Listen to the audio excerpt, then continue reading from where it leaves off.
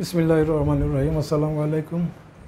প্রিয় এইচএসসি এবং আলিম বিজ্ঞান বিভাগের ছাত্রছাত্রীবৃন্দ, জৈবযোগের আরও একটি শর্টকাট ভিডিও নিয়ে আপনাদের সামনে উপস্থিত হলাম।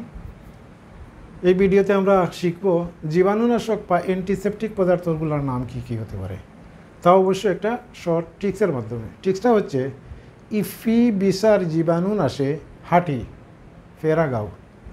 ইফি বিসার জীবাণুনাশে হাঁটি ফেরাগাও। তো প্রথম রসই দ্বারা আমি কীটা বুঝাচ্ছি? Ethylene oxide. 2 নম্বর ফ দ্বারা বুঝাচ্ছি ফরমালিন। ফরমালিনটা শর্টকাট মনে রাখবেন, ফর্মালডিহাইডের 40% জলীয় দ্রবণকে ফরমালিন বলা হয়। ফয়ের রসিকারে পি দ্বারা বুঝাচ্ছি ফিটকিরি। বহিষ্কারে বি দ্বারা বুঝাচ্ছি ব্লিচিং পাউডার। জনিতার স দ্বারা ব্লিচিং পাউডারের সংকেত এটা। জনিতার স দ্বারা বুঝাচ্ছি সালফানিলেমাইড। সালফানিলেমাইড। আর জীবাণুনাশক দ্বারা আসলে কোনো যৌগের নাম নয়, জীবাণুনাশক পদার্থ স্মরণ করার জন্য এটা ঢুকানো হয়েছে। হা দিয়া বুঝাচ্ছি হাইড্রোজেন পারঅক্সাইড। টস্কারে টি দ্বারা বুঝাচ্ছি টিংচার আয়োডিন। এখানে ফে দিয়া ফেনল, আর ওটা আছে থাইমল, ডেটল। এই তিনটা মনে রাখবেন একসাথে। র দ্বারা বুঝাচ্ছি আমি রেকটিফাইড স্পিরিট। সরেয়া দ্বারা বুঝাচ্ছি আয়োডোফর্ম। গোয়া আকারে দ্বারা বুঝাচ্ছি গামারসি। আর ও দ্বারা বুঝাচ্ছি ওজন। ওজন একটা গ্যাস আমরা জানি।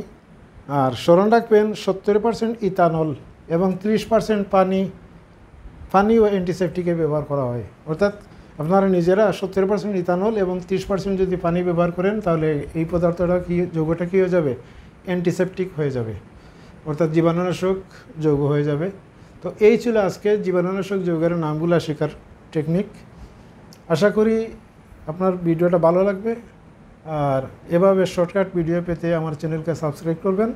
ইনশাল্লাহ আমি আপনাদের জন্য আরও শর্ট ভিডিও নিয়ে আসতেছি।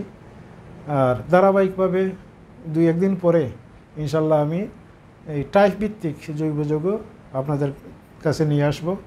আমার সাথে থাকবেন এই প্রত্যাশা করে আজকের মতো বিদায়। আসসালামু আলাইকুম।